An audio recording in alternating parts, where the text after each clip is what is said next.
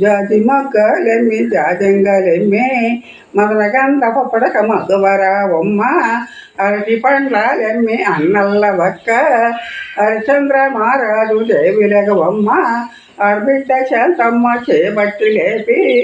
చిరుగవన్నెల చాయి చీరత కట్టి సమగ్ర రేఖ అమరుగా దొడగై కందయ్య వడికట్టి బొమ్మనొడి కట్టి తెల్లన్ని వరిపాలు తల్లి బడి గట్టి ఆకాశ బోణాలు నేల బిరుదులను సీతనంప మన్నె వచ్చు శ్రీరామ ఆ సీత ఇవజ్జ వెళ్ళిటప్పుడు బుద్ధులే మని చెప్పు తల్లి చూడేవి నా రాజరత్నమూల ధనమా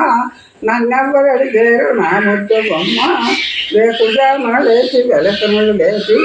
సద్దులెవరు లేరు తల్లి మన వెళ్ళ దుఃఖమాకునే తెచ్చి దూరాల చేసి ఇకనెవ్వరు ఏరు ఇదితే మా తల్లి చిరిదిళ్ళు లేవని చింతులే చేరు అలనాడు నీకు అయోధ్యలోను ఏమి పొడవమ్మ ఎక్కడ మధునాపురము ఎక్కడ అయోధ్య ఎక్కడ కూడా చేర నా తల్లి నీకు 9 నెలల్లో మోసి నిన్ను కంటినమ్మ ఆడవారిని కానీ ఏమని పంపిస్తే కొమ్మటేనికల వంటి కొడుకులను కంటే వారి సొమ్మే కానీ మన సొమ్ము కాదు ఆ మాట మాకెందుకు కానపిస్తారు అట్లయితే మాకొక్క ఆడబడుతుంది నేకాయ నేరాదు నెలతి మా సీత నేర్పుగా పరిణన్ని తా చెప్పరమ్మ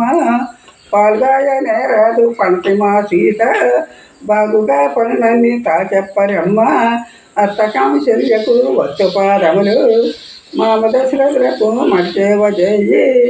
మరి లక్ష్మయ్యకు మడతలందించు చిత్తగించిన ఏమి చిన్న పోకమ్మ అయితే ఆ కంటిది ఆడజన్మంబో.